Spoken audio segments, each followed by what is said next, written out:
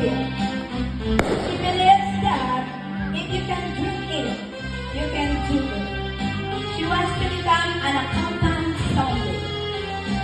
Ladies and gentlemen, our Miss San Jose Elementary School 2025, Jenny Faith Fernandez Gomez. A round of applause.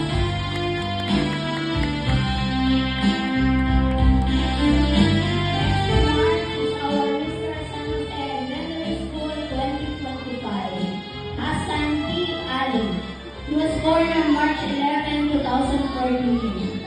Hassan is the son of Mr. Hassan Ibrahim Ali and Miss May Pongan.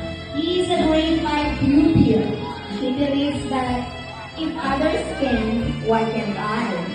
He wants to become an engineer someday.